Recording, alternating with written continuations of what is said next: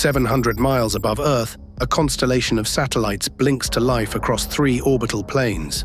Each sensor node carries optics worth more than most nations spend on air defense. They're scanning, calculating, waiting. Below, in the Gobi Desert darkness, a DF-17 hypersonic glide vehicle ignites, 5,000 degrees accelerating at 3 miles per second. Within milliseconds, infrared sensors detect the thermal bloom. Data cascades through laser links between satellites. Algorithms process trajectories faster than human thought. Then, from across the Pacific, something responds, with the cold certainty of systems designed to render ballistic missiles obsolete. Welcome to the age of the shield, and the counter-shield, and the race to control which dome becomes golden first. 8:47 hours, Vandenberg Space Force Base, California. January 27, 2025. President Trump signs Executive Order 14,178, creating what becomes the most ambitious defense program since Strategic Defense Initiative. By May, it's designated Golden Dome for America, a planet-spanning network of sensors and interceptors designed to make nuclear deterrence through mutual vulnerability obsolete. Initial authorization, $24 billion, just the down payment. Analysts project total costs between $800 billion and $5 trillion. This isn't incremental. This is America betting its strategic future on technology bordering on science fiction. 7,000 miles west, Chinese planners are alarmed. Foreign Ministry spokesperson Mao Ning warns the US is pursuing absolute security at others' expense. Colonel Zhang Xiaogang calls it opening Pandora's box. But behind protests, Chinese laboratories are accelerating programs that will shock American intelligence in September. Because while America announces visions, China builds prototypes, and Beijing might cross the finish line first. Golden Dome envisions revolutionary architecture. Where Israel's Iron Dome protects New Jersey-sized territory, America's shield must cover 3.8 million square miles. Where existing defenses handle a dozen warheads, Golden Dome targets hundreds simultaneously across all missile flight phases. The design, 550 satellites in low Earth orbit tracking baseball-sized objects globally. Space-based interceptors destroying missiles during boost phase. Ground-based interceptors in Alaska engaging mid-course threats. Aegis destroyers with SM-3 missiles providing mobile defense. THAAD batteries for terminal threats, and AI-powered battle management processing terabytes per second, coordinating responses across continents within milliseconds. Compare Russia's S-500 engaging 8 targets simultaneously, or China's HQ-19 providing regional coverage. Golden Dome's network would coordinate swarm attack responses across multiple domains with persistent global coverage. But General Michael Guetlein, program director, admitted, "Everyone who says they know how to do this does not know, including me." America is building the architecture while flying. China isn't standing still. China might already be ahead.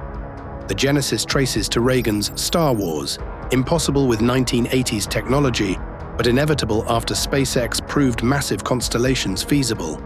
By 2024, the pieces existed: miniaturized sensors, laser links, AI fusion, hypersonic interceptors. Missing political will and funding. Trump's administration provided both. Lockheed Martin, Northrop Grumman, Raytheon formed the core team. Anduril and Palantir brought AI systems. The coalition spans 4,000 suppliers across 50 states.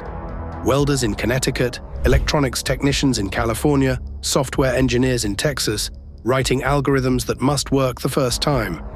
But Chinese engineers solved the hardest problem first: the data architecture to employ interceptors effectively.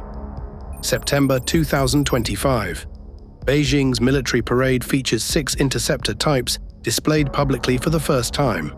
The HQ-9C, HQ-19, and HQ-29 anti-ballistic missiles include high-altitude exo-atmospheric systems comparable to THAAD. Chinese media describes a solid barrier, their own multi-layer dome. The real revelation comes weeks later. The Nanjing Research Institute's distributed early warning platform tracks 1,000 missile launches simultaneously worldwide, not regionally, globally. It integrates sensors from land, sea, air, space into physically dispersed, logically unified architecture. Advanced networking ensures high-speed fusion even under jamming.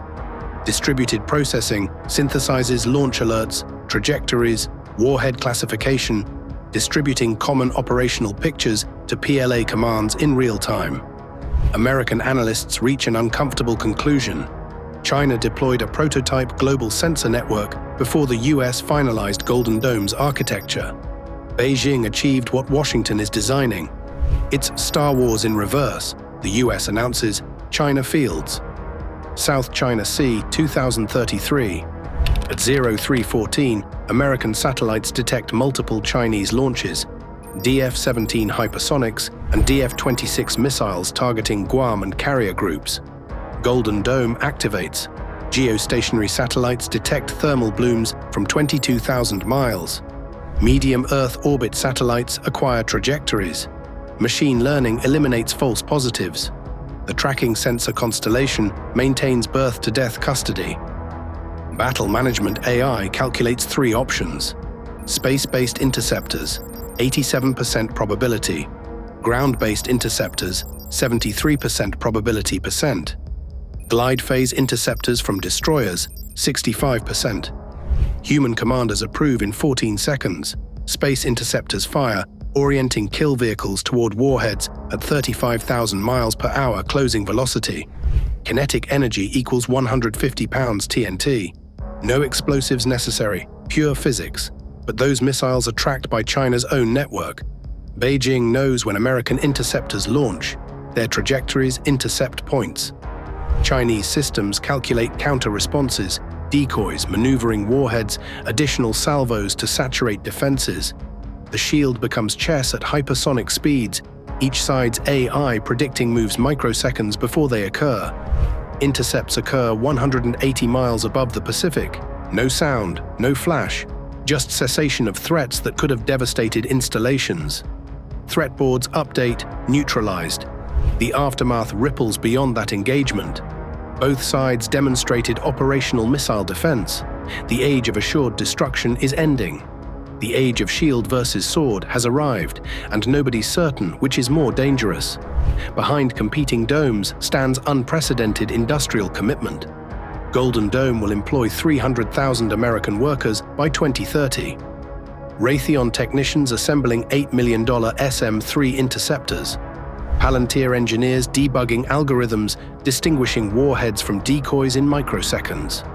China mirrors this. Nanjing Research Institute developing fusion architecture, state enterprises producing HQ-series interceptors and surveillance satellites.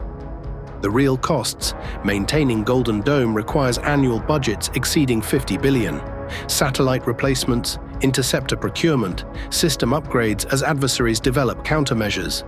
China's spending is opaque, but launching hundreds of satellites and developing 6 interceptor types implies tens of billions. Both nations are mortgaging future budgets on promises that active defense provides security worth any price. The strategic paradox is profound. Golden Dome aims for absolute security, but absolute security for one means absolute insecurity for others.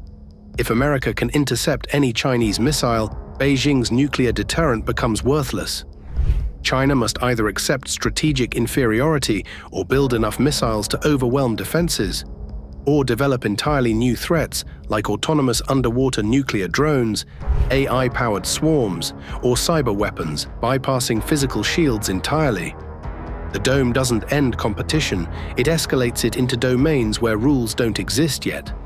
Russia and China issued a joint statement in May 2025, warning that a global, multi-layered missile defense system will seriously imperil strategic stability. They're right. 70 years of nuclear peace rested on mutual vulnerability, the certainty that attacking meant dying too. Golden Dome breaks that equation. If America becomes invulnerable, what prevents more aggressive foreign policy?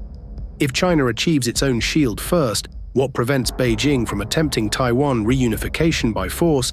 Confident American retaliation will fail. Perhaps most unsettling is the uncertainty. Despite hundreds of billions invested, nobody knows if these systems work when needed. Tests occur under controlled conditions against known trajectories. Real attacks involve decoys, electronic warfare, simultaneous launches from multiple vectors, and adversaries who've studied every test to develop countermeasures. The race accelerates. China deployed its prototype in under 2 years. America's architecture remains undefined 3 years in. Beijing's speed suggests a fundamental shift. The technological edge America enjoyed for decades is eroding. Chinese engineers aren't copying anymore. They're inventing parallel solutions, sometimes better ones, fielding them faster. This is the new reality, not tank battles, but invisible constellations that might stop Armageddon, or trigger it by making one side believe they can win. The Golden Domes represent the most expensive gamble in military history, the belief that technology can overcome nuclear-age insecurity. So here's the question. In a world where both superpowers possess shields, does anyone become safer?